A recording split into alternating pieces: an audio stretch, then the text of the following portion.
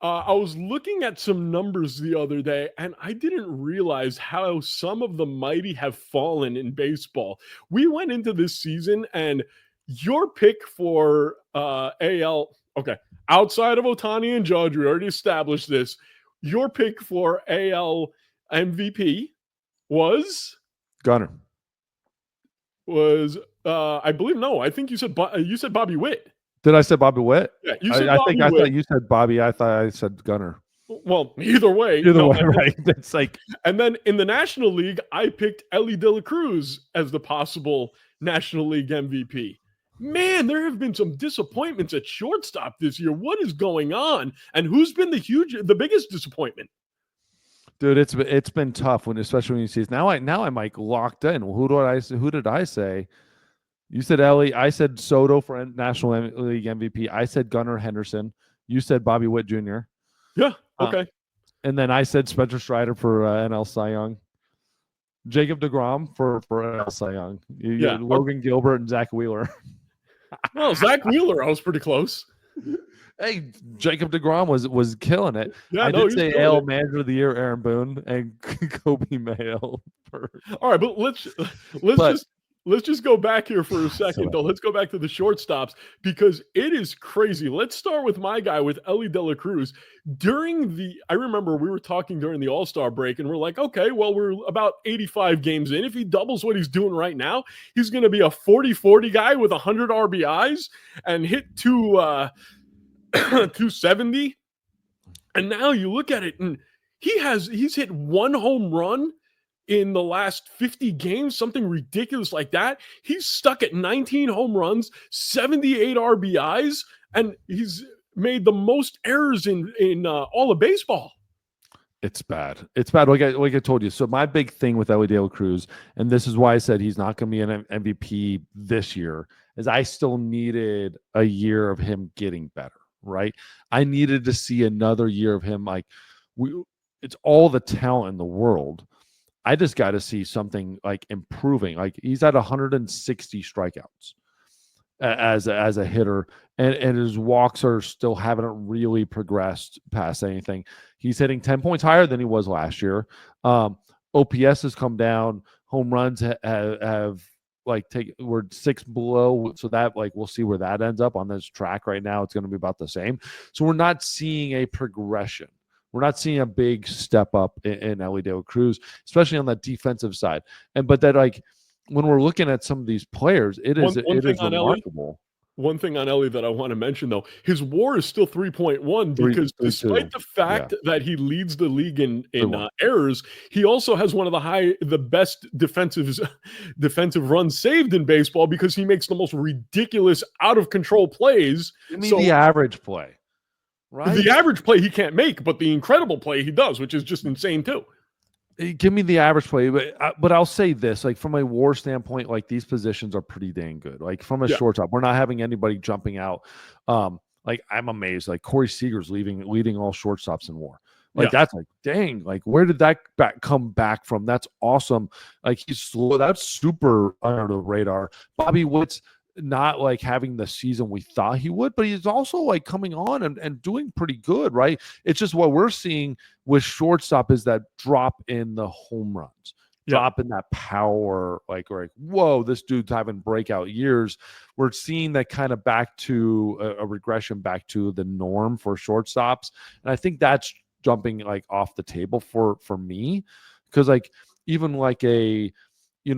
everything I love for a out in Oakland with Wilson, there's no power there, right? There's nothing when you get to that point with him, and so it's to me it's just the shortstop is kind of we've seen some of that regression back to who we are as shortstops. We're really good defending, we're decent power, nothing's going to blow you away, and we're good average, and we're just a good all-around hitter. And that's kind of what I'm seeing too, like a Bo Bichette in Toronto, a shortstop back in the day. You'd expect 30 home runs every year.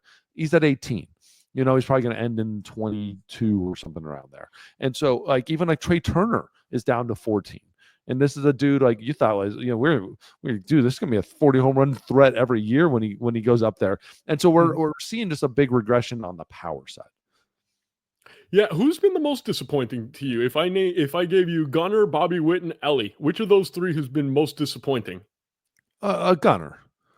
Really, Gunnar I'd say to Ellie. me, Gunnar because Ellie, the where Ellie's pretty close to exactly who he was last year. I think it was disappointing because of in our head who Ellie was going to be. We all thought this big progression. Like, don't forget, like he's improved on average.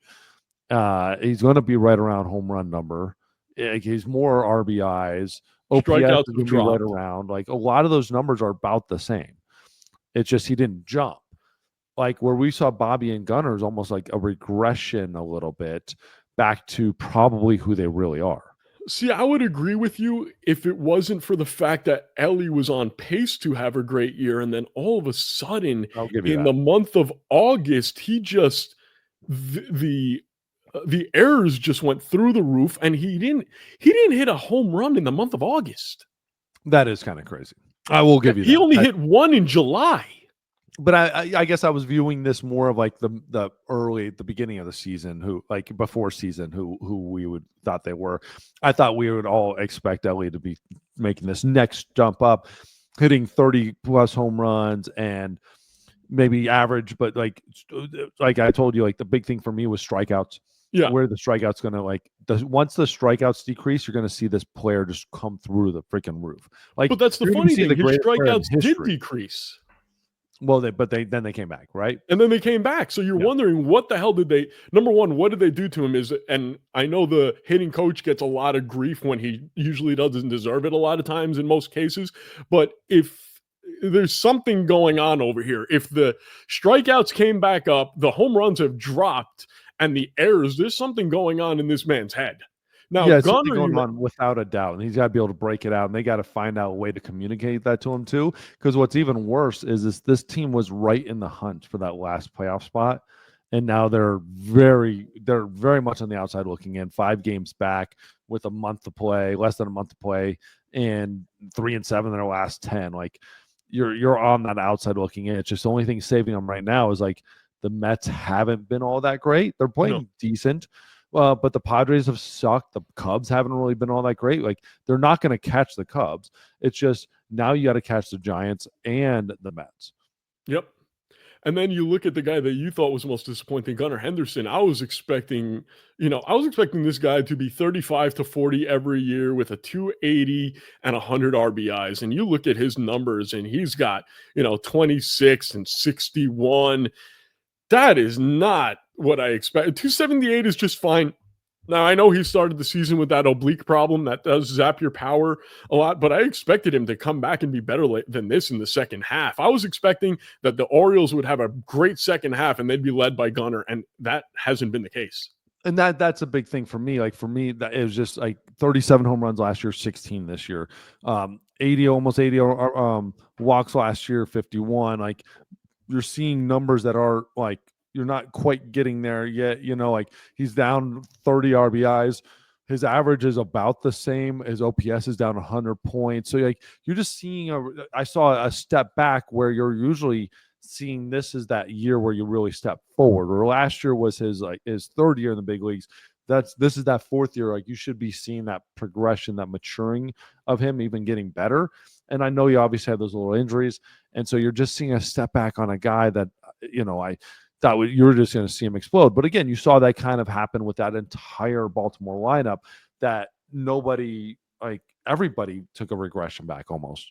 Yeah, and then of course Cedric.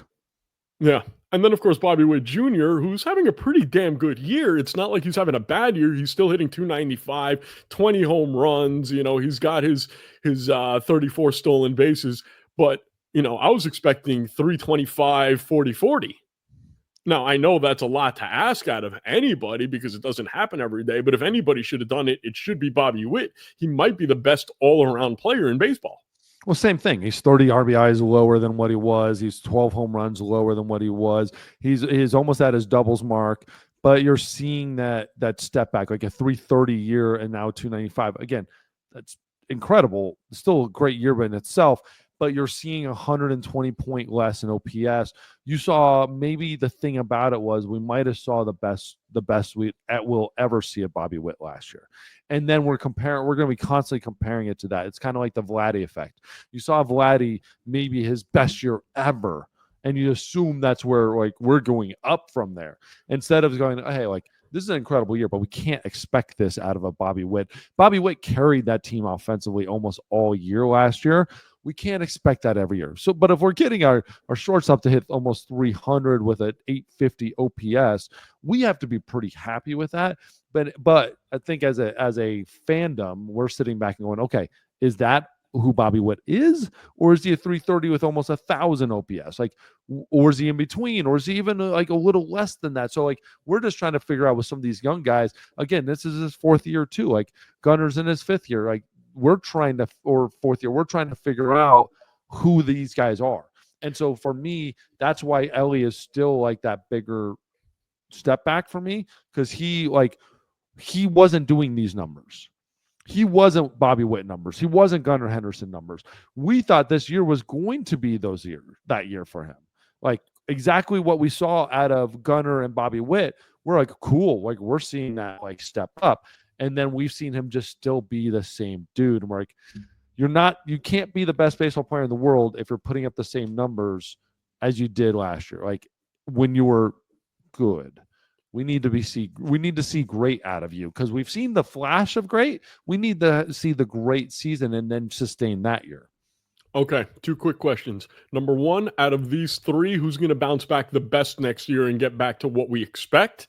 And number 2, out of these 3, I own baseball cards, expensive ones for each of them. Which one of them do I sell now? I'm going to sell. I'm selling Gunnar.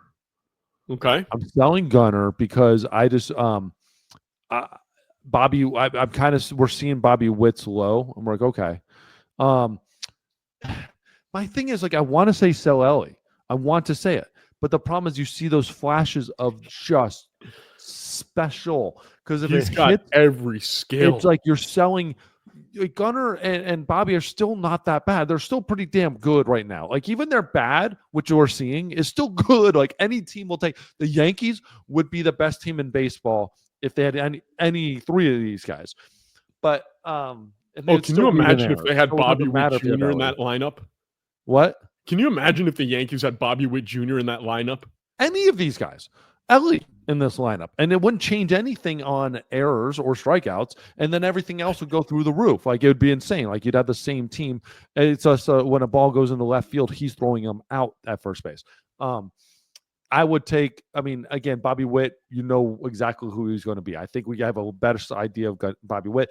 Gunnar Henderson, I feel, is more dependent on the team right now. But Ellie, like you just see the flashes. So like in all reality, I would probably like. If you want to hedge your bet, I would sell Ellie, because it's like, all right, like we're just fingers crossed on Ellie. Gunnar probably has less of a ceiling as Bobby right now, but the best ceiling out of all of them is Ellie. Yeah. Last question in regards to this topic. Have you ever been in a situation, being with all those teams, where you saw a young superstar who was just amazing and then struggled early in their career, like around this time in their 4th year? And how did they handle it? Do you remember any position like that? I'm sure there were guys. I definitely saw players at times, like Manny Ramirez was really struggling when we were with the Red Sox in 08. Again, much way different spot in his career. I mean, he was like 10 years into his career, like 12, 13 years into his career. He was a Hall of Famer at that point. He was probably already a Hall of Famer, you know, as far as the numbers and like just whatever. He just screwed that up.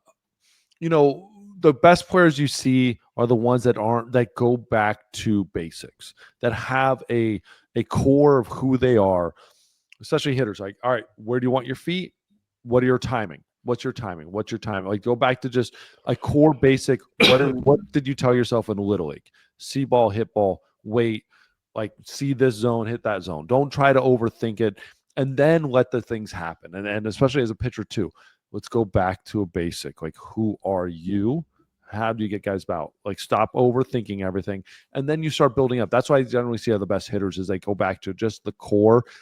Where do they want their feet? Where do they want their hands? And just boom, the see ball, hit ball. And then you slowly back integrate into the more complex ideas.